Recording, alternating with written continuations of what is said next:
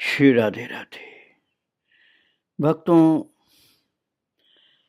प्रभु इतने लीलाधारी हैं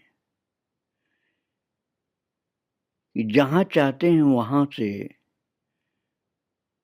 अपनी लीला की शक्ति द्वारा अथवा शक्ति की लीला द्वारा ज्ञान का प्राकट्य कर लेते हैं। जहाँ चाहते हैं अपनी शक्ति के द्वारा अथवा शक्तिपात करके प्रेम का प्राकट्य कर लेते हैं। गौरांग महाप्रभु दक्षिण भारत की यात्रा में चल रहे हैं और आप श्रवण कर रहे थे दक्षिण भारत में एक राजा रामानंद राय थे जिन्होंने अपनी भक्ति को छिपा कर रखा था। जोग भोग में राख्यो गोई, राम विलोकत प्रगट्यो सोई। जोग और भोग के बीच में छिपा कर रखा था। प्रभु का दर्शन करके उसका प्रकटीकरण हो गया है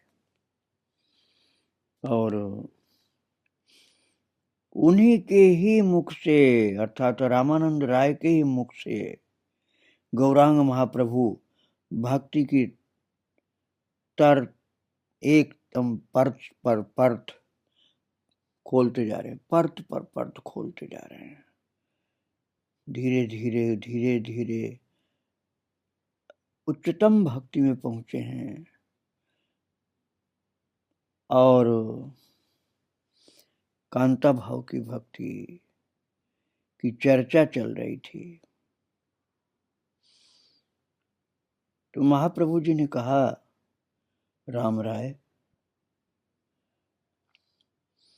तुमने जो कहा है ना वो ठीक कहा है। मधुर भाव में दास, सख्य, वात्सल्य, कांत चारों भाव हैं। इसका तात्पर्य वही समझ पाता है जो इसमें प्रवेश कर पाता है। किंतु प्रभु ने कहा, राम राय, तुमने जो कहा कि साधना की यही अंतिम सीमा है, ये ठीक है, फिर भी यदि कुछ बाकी रह गया हो इसके आगे का तो वो भी बता दो कृपा करके। तो ये सुनकर के राम राय अवाक, अरे इससे भी आगे कुछ होता है क्या? राम राय सोचने लगे, इसके बाद और क्या? ऐसा सोचने का कारण भी उनके पास है कि यदि महाप्रभु बोल रहे हैं तो हो सकता कुछ हो आगे। सोचते सोचते हठात राम राय के मन में स्फूर्ति हुई। वे बोले, इसके आगे राधा का प्रेम है। ये सुनते ही प्रभु व्यग्र भाव से बोले, राधा का प्रेम यदि कांत भाव से भी गाढ़ा है तो उसका कारण क्या है बताओ। तुम्हारे मुख से कृष्ण कथा मानो अमृत की धारा है, इसे सुन करके अंग शीतल हो रहा है। बोलो बोलो राम राय, राधा का प्रेम इतना श्रेष्ठ क्यों है? राम राय ने उत्तर दिया, तीनों लोक में राधा के प्रेम की तुलना नहीं है। शतकोटि गोपियों ने श्री कृष्ण के साथ बस वास किया, किंतु राधा के अतिरिक्त अन्य किसी के द्वारा उनकी प्रेम पिपासा शांत नहीं हुई। तब प्रभु ने कहा, यही साधन की सीमा है, संदेह नहीं। फिर भी यदि और भी कुछ निगूढ़ हो तो बताकर मेरे कर्ण शीतल करो। राम राय ने इस प्रकार कहा, इसमें उनका कोई दोष नहीं। सूक्ष्म सूक्ष्मतर और सूक्ष्मतम सृष्टि में नाना द्रव्य हैं, किंतु जीव की दृष्टि सीमा विशिष्ट है। जीव उस सीमा का अतिक्रमण नहीं कर सकता है। इसलिए राम राय कुछ क्षण सोच कर बोले पुनः, स्वामिन, और शक्ति नहीं, जो दी थी वो सब शक्ति यहीं पर समाप्त हो गई अथवा पूर्ण हो गई, आप कह लीजिए। यदि आप और थोड़ी शक्ति दें तो आपकी बात का उत्तर दे सकता हूं। फिर भी मेरा निजकृत कुछ गीत है, उसे गाता हूं। ऐसा कह करके राम राय कुछ गीत गाए। नवद्वीप के पुरुषोत्तम आचार्य के बाद एक और पात्र के साथ प्रभु का यह मिलन हुआ है। रामानंद राय अनुरागी भक्त हैं।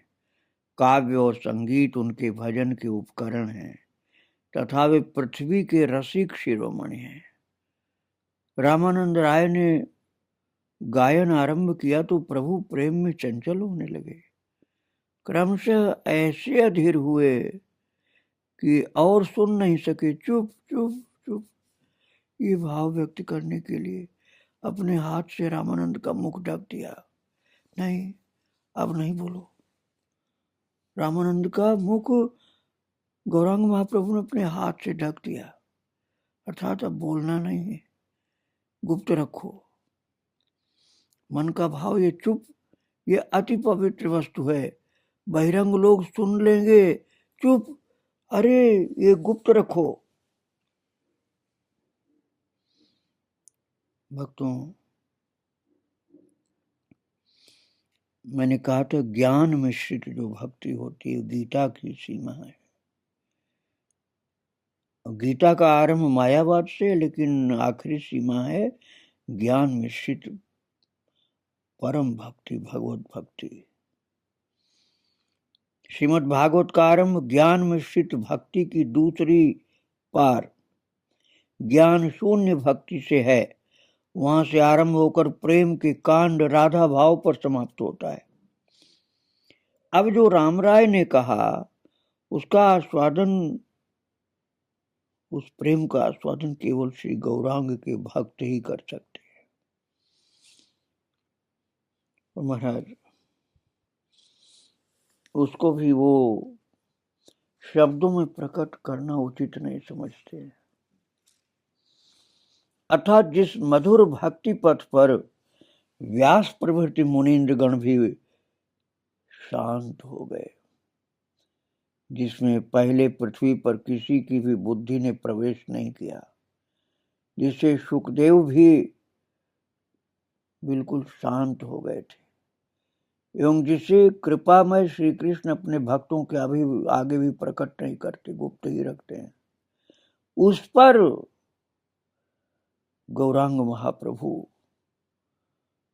आनंदित होते हैं, लेकिन वो भी मुख पर हाथ रख देते हैं कि बस बोलो नहीं आगे। राम राय के गीत में प्रेम की चरम सीमा थी। अतः प्रेम राज्य का एक बार आरंभ से अंत तक वर्णन करना, यद्यपि आपने सुना वर्णन, लेकिन ये फिर भी संपूर्ण रूप से हुआ ये तो कैसे कहा जाए। भगवान तो नेति नेति हैं, इसी तरह से प्रभु का प्रेम भी नेति नेति है।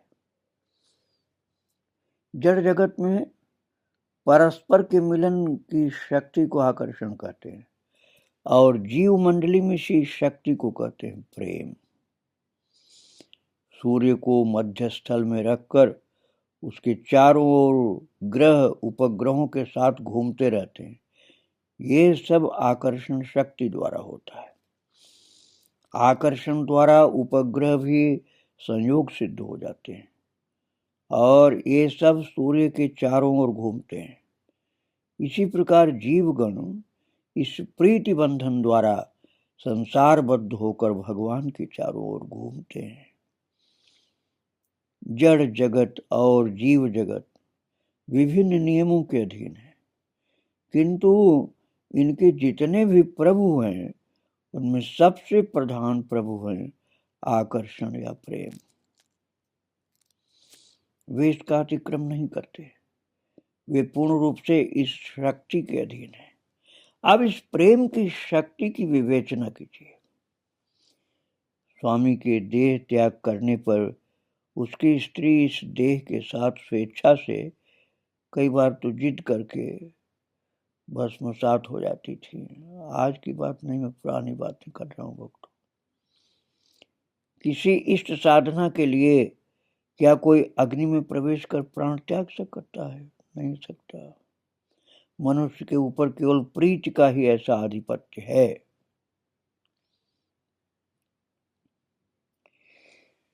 महाराज, ये प्रीति की बात अनोखी होती है। कहीं रेलगाड़ी से संतान गिर गई थी तो उसके पिता उसी क्षण उसके साथ ही गाड़ी से छलांग लगा सकते थे, लगा दिया उन्होंने। अब ये है प्रीति की पराकाष्ठा। लेकिन भगवत प्रीति की बात तो दुनिया से अलग होती है। यदि कोई संसार की प्रीति को उसको बतावे तो उसकी तुलना नहीं कर पाएगा। भगवत प्रीति तो सर्वथा ही अनोखी चीज है। शास्त्र कहते हैं कि किसी वंश में एक साधु हो जाने से उसकी बहुत सी पीढ़ियों का उद्धार हो जाता है। महान भागवत प्रेमी संत यदि किसी वंश में हो गया तो उसकी अनेक पीढ़ियों का उद्धार होता है। वास्तव में जिस स्वामी साधु हो तो उसके साथ उसकी पत्नी का भी उद्धार हो सकता है। और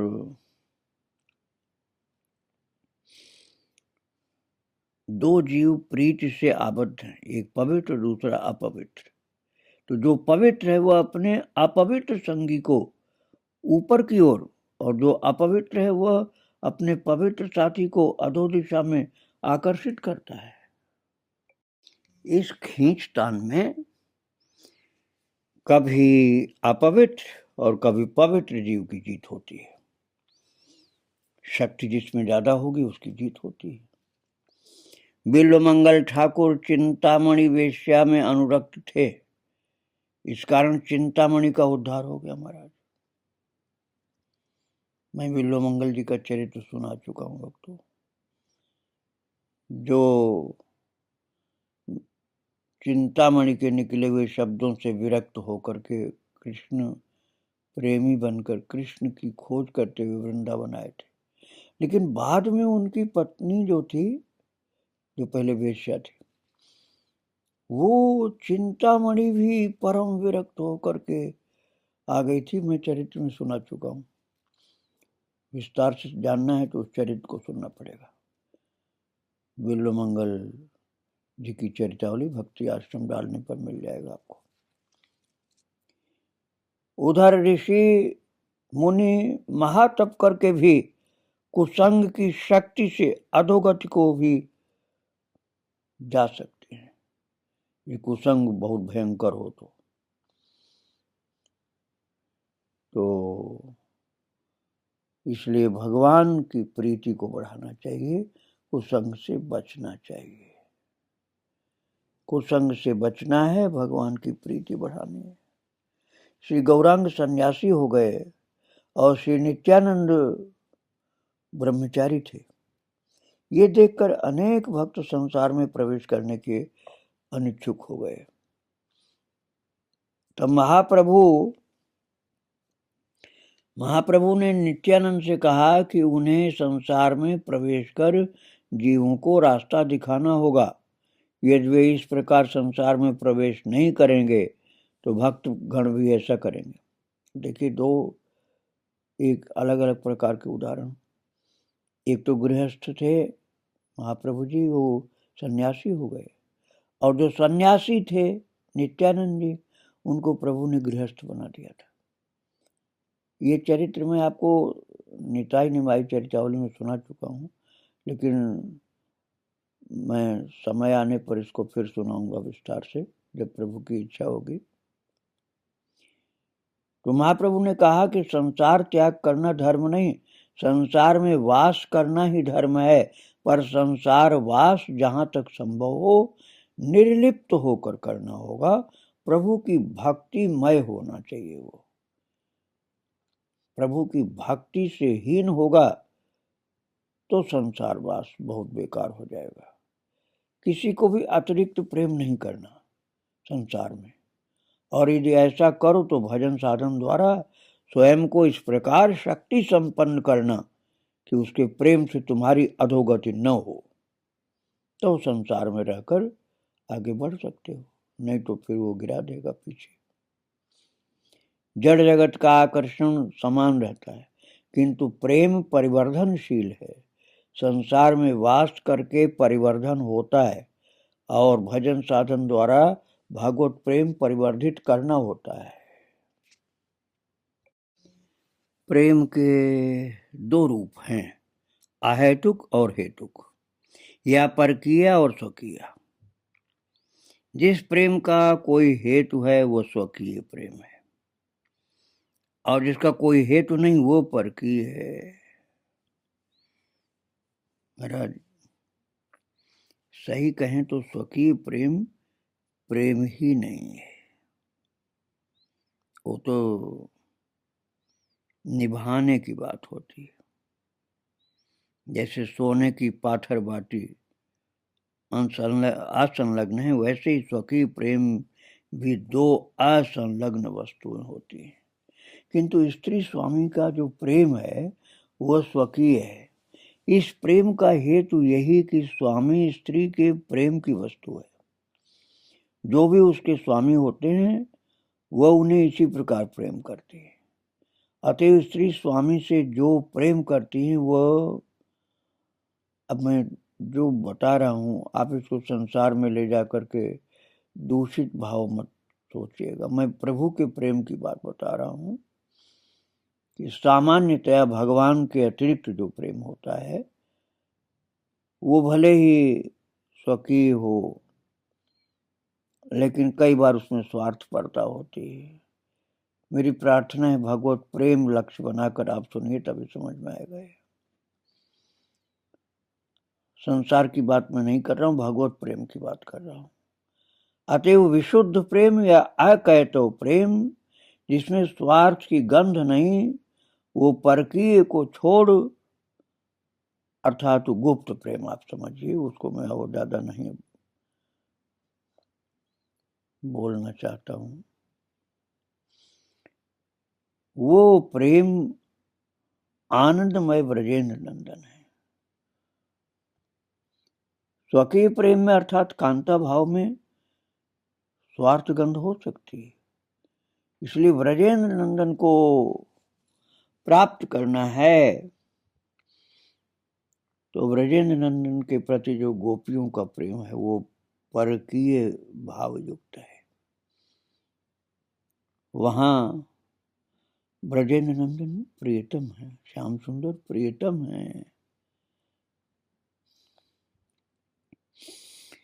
कई चीजें बोलने में थोड़ा सा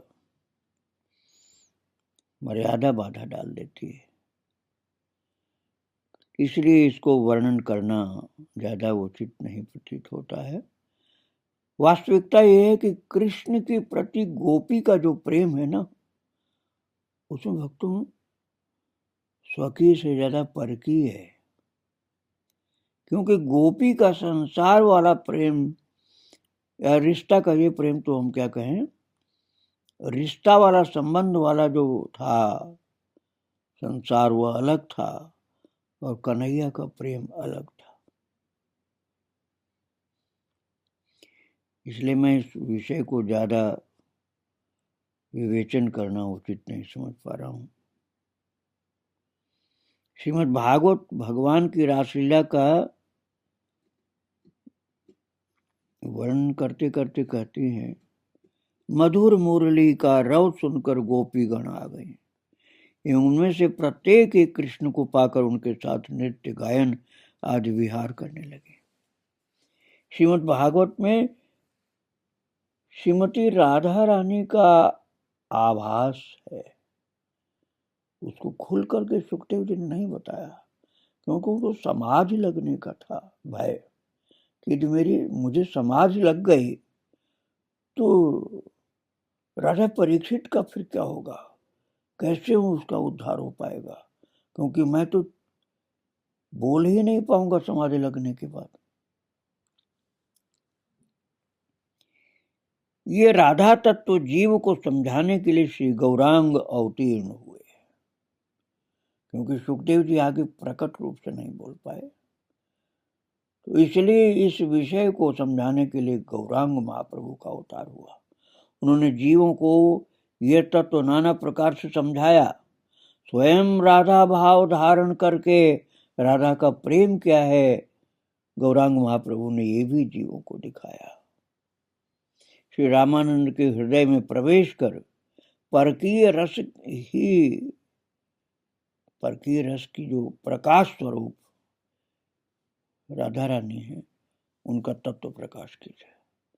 मैं राधा रानी के विषय में बहुत कुछ नहीं बोल पाऊंगा भक्तों, क्योंकि उसके समझने की शक्ति सब में नहीं होती।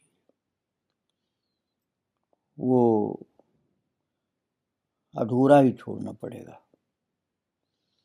राम राय के गीत का अर्थ बताने की चेष्टा भी लोग नहीं कर पाते। इतनी गंभीर चीजें भगवान ने रामानंद राय के द्वारा प्रकाशित की थी। बांग्ला साहित्य में मिलता है कहीं कहीं, लेकिन वो मैं यही कहता हूँ कि वर्णन करना बहुत जरूरी नहीं होता है, क्योंकि सभी लोग सुनेंगे। अधिकारी अनधिकारी की बात भी तो आती है। अनधिकारी के सुनने पर सुनाने वाले को भी दोष लगेगा। सुनने वाले के लिए भी सीमा रेखा खींची होती है कि क्या सुनो और क्या नहीं सुनो।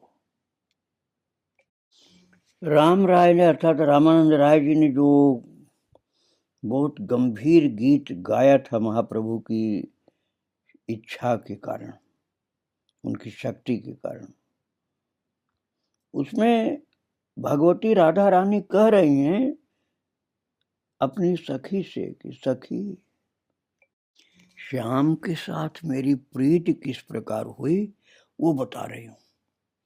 सर्वप्रथम अर्थात पहले उनके साथ आंखों ही आंखों में मिलन हुआ। मैंने उन्हें देखा और उन्होंने मुझे देखा। उसी क्षण प्रीति की सृष्टि हुई और वो क्रमशः बढ़ती चली गई। मुझे उसका अंत दिखाई नहीं दिया। अब राधा रानी के कथन पर आप विचार करिए, श्री कृष्ण कौन है? ये राधा रानी को उस समय नहीं मालूम हुआ। मैं राधा रानी के भक्तों को शोभित नहीं करना चाहता हूं। लीला हुई थी ऐसी, ये मानिए आप। ऐसी लीला कन्हैया ने की कि राधा रानी को उस समय, अब कैसे कहा जाए कि कृष्ण के विषय में उन्होंने कहा मुझे पूरा नहीं पता चला। ये स्वयं श्री राधा रानी ने कहा था अपने सखियों को कि मैं कृष्ण को पूरा समझ नहीं पाई थी। उनमें कोई गुण है या कि नहीं है, वो स्नेहशील हैं या निष्ठुर हैं, देव हैं या कौन है, मैं उस समय ये भी नहीं जान पाई। लेकिन प्रीति के कारण मैं विह्वल हो गई। उसका उत्तर ऐसा होता है जैसे किसी सुंदर रमणी और उसके प्रीतम के बीच हो। अब संसार की बातों को लेकर के दिव्य प्रेम की चर्चा तो पूरी हो नहीं सकती है। श्री राधा कहती हैं ना सो रमण ना हम रमणी, अर्थात सखी ये जो प्रीति हुई ये मेरे रमणी और उनके रमण होने के कारण नहीं हुई, क्योंकि वे पुरुष हैं, मैं नारी हूं। ये मैं उस समय कुछ भी नहीं जानती थी, न समझती थी। अतः सामान्य सुंदरी और सुंदर की जो प्रीति उससे राधा को प्रीति उनकी उससे राधा की प्रीति बहुत भिन्न है। पुरुष स्त्री की और स्त्री पुरुष की सुख की सामग्री हो सकती है। राधा रानी तब ये कुछ भी नहीं जानती थी। अतः ये जो प्रीति हुई इसका कोई हेतु दिखाई नहीं देता, इसलिए इसको कहते हैं अहेतुक प्रेम। अहेतुक प्रेम कहते हैं। अब इसको सीमित रखना पड़ेगा, इसलिए पूरा वर्णन करना आज के समय में उपयुक्त नहीं। थोड़ा थोड़ा परिचय जरूर, प्रभु की इच्छा होगी तो दिया जाएगा। आज परम प्रेम के स्वरूप राधा कृष्ण को बारंबार प्रणाम करके उनके युगल रूप गौरांग महाप्रभु को बारंबार अनंत बार वंदन, जो राधा के प्रेम को प्रकट करने के लिए अवतरित हुए हैं। किंतु आज इंटरनेट के जमाने में उस प्रेम का बखान करना ज्यादा उपयुक्त नहीं होगा, इसलिए उसका बहुत बखान तो नहीं किया जा सकेगा। कुछ जरूर कहने की प्रार्थना प्रभु से की जा रही है। आओ बारंबार प्रणाम करें प्रभु को और राधा रानी को। गौरांग महाप्रभु की जय। जय जय श्री राधे श्याम, जय जय श्री सीताराम।